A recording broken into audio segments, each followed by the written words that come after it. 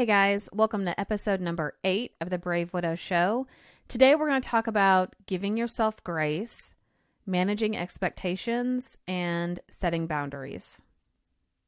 So glad that you tuned in today to talk about giving yourself grace. This is something that I really struggled with early on.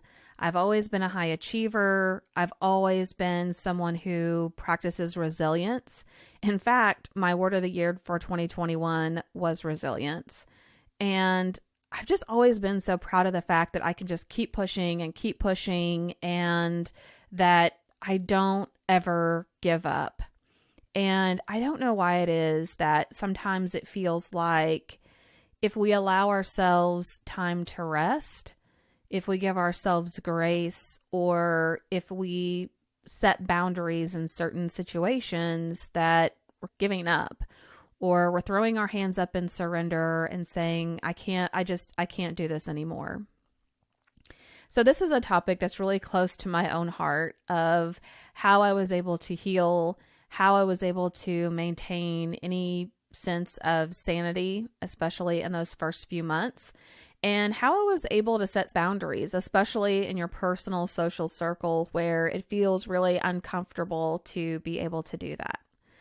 One of the things that in those early days, weeks, months of grief, your brain is on overload. It's not really functioning the way that it normally does. A lot of people have that widow's brain or brain fog where you can't really remember what you were doing walking from one room to the next. You can't keep track of what needs to be done.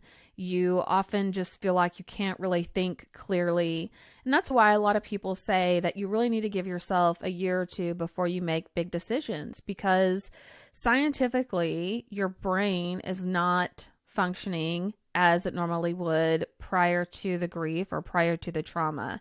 And I'm going to share with you guys a resource. I am currently reading this book. I am maybe about a third of the way through, so I haven't finished it. But if you're not on video, it is called The Grieving Brain, The Surprising Science of How We Learn from Love and Loss. And it's by Dr. Mary Frances O'Connor. This is what it looks like. And so it's a little more technical, a little more scientific maybe than a lot of the reads that are out there. But what appealed to me about it was that it scientifically addresses how our brain functions, why we grieve the way that we do. And there were several things in there that really made sense to me. One of the things the book mentions is so hard about grief and why we struggle with it so much is that our brain learns by patterns. So let's think about this. You're married to someone for a period of time. Maybe it's 1 year or maybe it's 20 years. And you know that pretty much without fail, every night you go to bed around a certain time and you have your spouse in the bed next to you. Or you know that Saturday morning you wake up, it's time to go do some errands around town or time to do something with the family, and you're used to your spouse being there. Maybe it's every time you see a funny cat video, you know that your spouse loves those, and so you always had a habit of when you see a cat video, your first reaction was to text them and send it to them. So grief is hard because we have all of this information and all of these patterns in our brain of what we know should happen. So we know typically during the day where our spouse is out. We know where in the universe they are. We know generally they're in this state, this town. They're probably at the grocery store. They're probably home with the kids. We kind of know these things. Grief is hard because when our loved one is gone, even though we may know they're in heaven or they're in this component of the afterlife, physically and geographically here on earth, we don't know where our spouse is at. And our brain has a really hard time reconciling that on our internal GPS. And because we have all of these patterns, the new patterns and the new habits aren't nearly as great as the old ones. So going back to that example where you go to bed, let's say 10 o'clock at night every night, and your spouse is in bed there with you. Maybe you've done that for 10 or 20 years. How many days, weeks, months, years, has your brain held to this pattern of going to bed with your spouse in bed beside you? And then that first night is really like the first time your spouse isn't there. And maybe your brain thinks, oh, that's kind of a fluke. Sometimes we have spouses who travel, or we have spouses that don't feel well and they sleep in another room, or just they're stayed up too late watching a movie, whatever it is. We occasionally may have those nights, right? But the more of time that we experience, the more weeks and months with this new pattern, the harder it is to accept that that's reality, because we've had so many past histories of the old pattern of we go to bed, our spouse is there in bed beside us. And now we're starting to create this new pattern that we're going to bed and our spouse isn't there beside us. A lot of widows will say that nighttime is really one of the worst times of the day that they struggle with grief. And it could be because there's fewer distractions. When you're at home in bed at night, you're typically not working. You don't have things happening with the family and the house like you would during the day. People aren't calling you to sell you things. And just all this flurry of activity that happens during the day isn't happening at night. But then you also have that solidified pattern that isn't happening, which is my spouse would be brushing their teeth. They would be getting ready for bed. They would be gargling with mouthwash, taking a shower, whatever that looked like. Now that pattern has been completely disruptive. And so when people say time heals all wounds or pain gets lesser with time, one of the reasons why we say that is because our brain starts making a new pattern. And you will get to a point in which your brain expects the new pattern and stops looking for the old pattern. I remember early on in grief that anytime I would travel for a work trip, as soon as I got to the hotel, I would typically text Nathan or call him to let him know that I was there. And the first few times I took a work trip, I would get into the hotel, I would throw my things on the bed, and I would go to pick up my phone, and then I would have to put it back down. So I thought, who wants to know about my travel? Who needs to know that, hey, I got it into the hotel safely? And sure, I could text my kids. My dad, as heartfelt as he is, says, you can always text me. I want to know about your travel. And I do. I do let him know. But I think it's different when it's not your person. I remember times where I'd be watching funny TikToks, and that was something Nathan and I love to do together every day. Is we would have a couple days would go by and we'd save up some funny TikToks, and then at night we'd lay in bed together and share with each other the ones that we thought that the other would appreciate. And I could remember seeing some funny video or meme or something that someone would post, and I would go to hit forward, or I would go to screenshot it, and then I would put the phone back down. There's no point in texting him. He's not going to get it. That didn't happen for years, right? After my first few work trips and my first few travel experiences, I stopped physically reaching for the phone because my brain was forming a new pattern in that I wasn't going to be texting Nathan to let him know that I was there, or to send him that funny meme or whatever it was. So as we think about giving yourself grace, especially when you're in those early days, weeks, and months, keep in mind that your brain is trying to form new patterns. And so it continues to look for something and someone who isn't there. And that can be shocking to us and to our systems at first, that we continually look for someone who isn't there. And then the reality of it all sinks back in. Oh yeah, I lost that person. They're gone. Grief and sadness pours back into us, and we remember why we can't find that person as we reach out for them, as we reach out to them. One of the phrases that I love from Dr. Betsy Guerra is, you have to feel to heal. So as that sadness and pain and sorrow comes into your heart, comes into your mind, just let it soak in. Feel it, hold on to it for a few moments, let it process, and then release it back out into the wild from where it came from. Feel the pain, feel the sadness. Don't push it down or push it off to the side. When we're working professionals, sometimes that's really hard to do because we don't want to be in the middle of a meeting and have a meltdown or burst into tears unexpectedly because we've had a pang of sadness or something that's risen up within us. And okay, if in that moment you feel like you need to postpone feeling it, that's fine. But as you're in your room later that night, or as you're back in bed and you're reflecting on just the overall events of the day, don't be afraid to open yourself back up to those feelings of sadness, of pain and sorrow, and just feel and process those emotions and feelings and what's happening to you. You know, you don't have to live there or stay there forever, but don't be afraid to feel and process those things and then let them move back on. And then move them back on.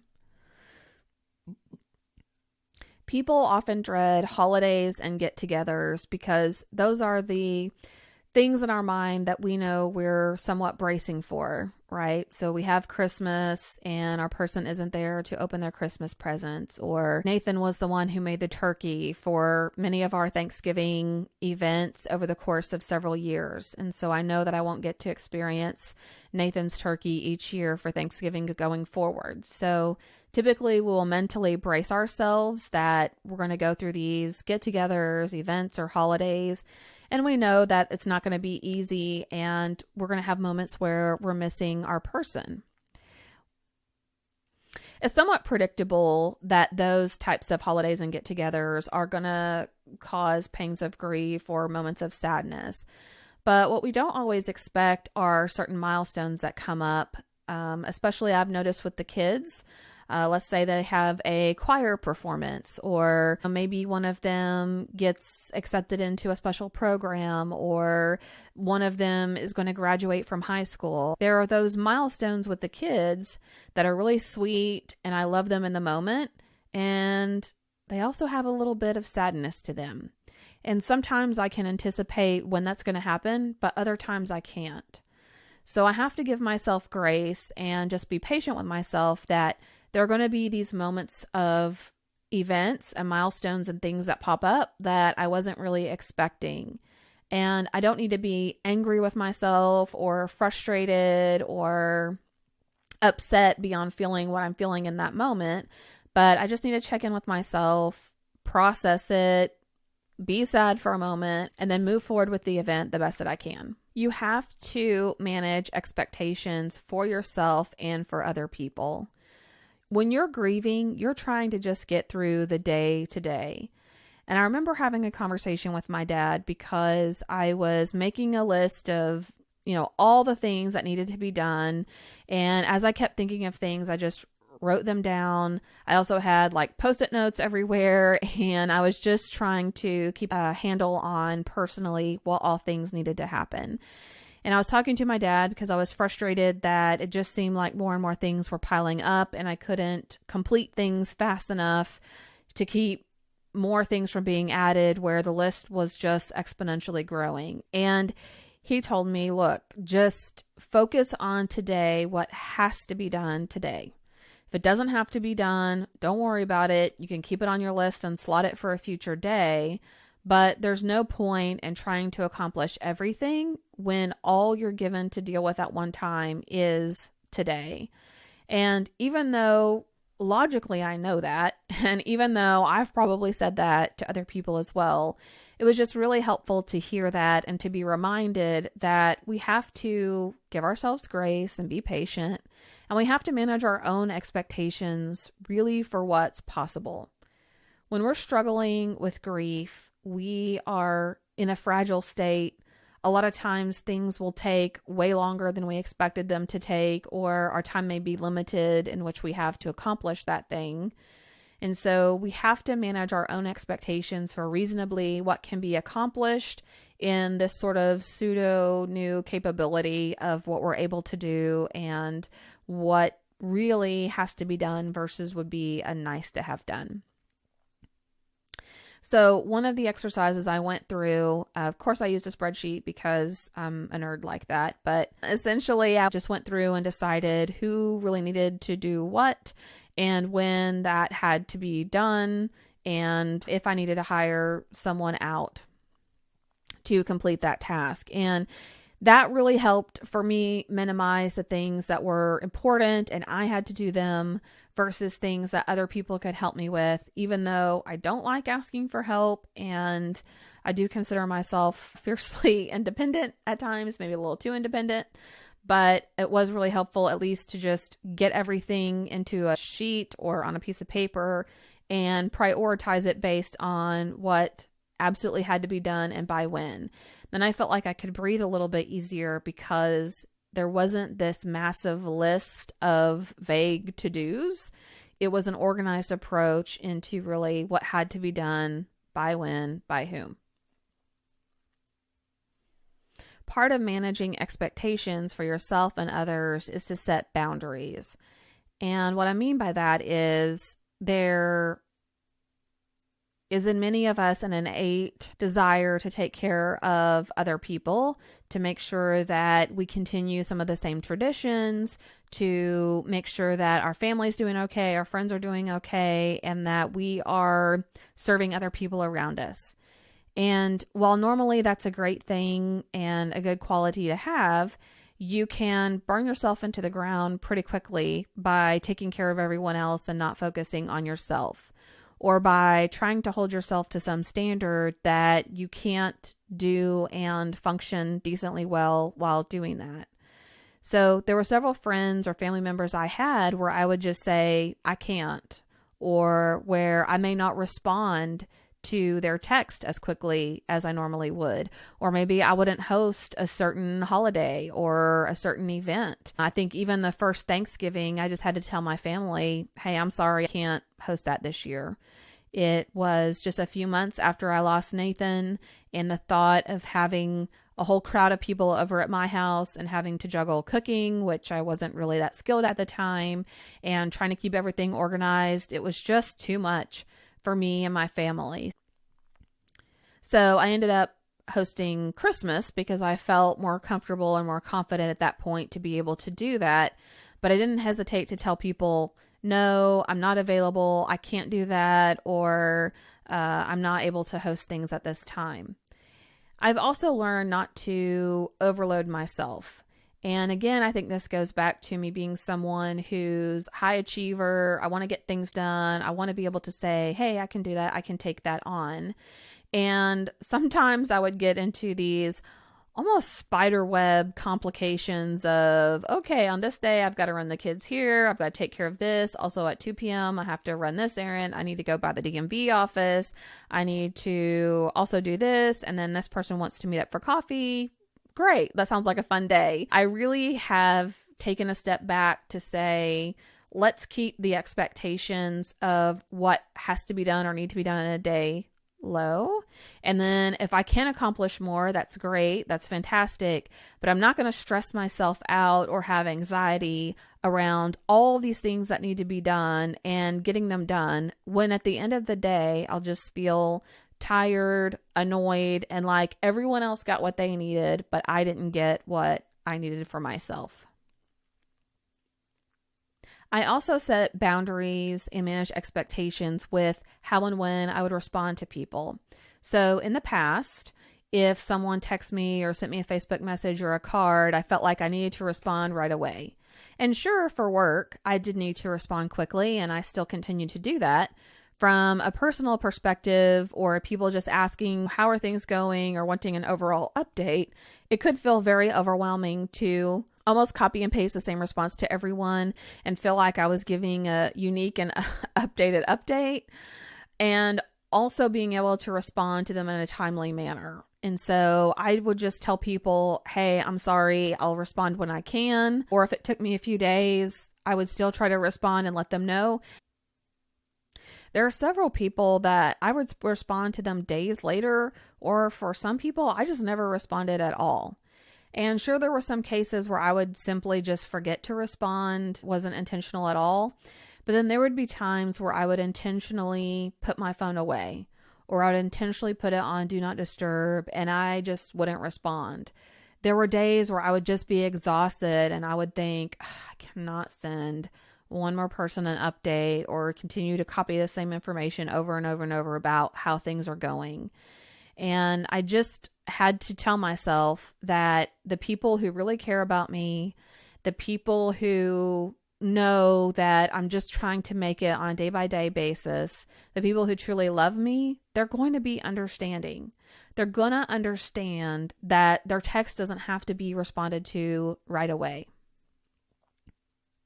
There are so many great things about technology, like texting, like emails, like Facebook, like messaging, and all of those things. But they also can come with some cons. So we text people because we don't necessarily have the time to call, or we just have a quick question. But sometimes we also expect that we have immediate access to that person. So if I text someone, then I'm expecting them to respond to me back in a couple of minutes. And while the capability and functionality of doing that is nice, at the same time, it also puts expectations on other parties. So what I've really tried to do is retrain myself that I don't have to respond right now. Because typically what happens is you're in the heat of the moment, right? You're cooking like 3 different pots on the stovetop. You've got laundry going. You've got the dog that's getting into something outside. You have kids that are asking you questions. And then your phone is just blowing up. Text, call. And if you glance at it, it's all just, hey, wanted to let you know this, or hey, wanted to ask you that, or hey, can you send me what you thought about using this product, or hey, I have a question for you. And it's all non-urgent things. It doesn't mean that it's not important, but it doesn't have to be answered right that second. And what I would catch myself doing is looking at all of those messages and requests that come through and seeing those as like those red notification flags on your phone, like those little badges that pop up that are like, hey, you need to resolve us. I can't deal with unresolved red flags and notifications on my phone or in my email. So to me, it was very stressful to see all of those messages and things come through and not to be able to respond timely.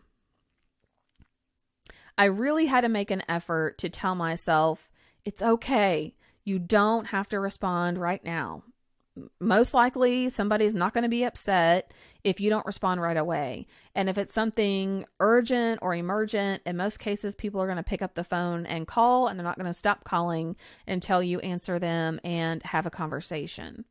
So give yourself some grace with what you're able to do, with what you are doing. You're trying to survive. Manage expectations for yourself and for other people.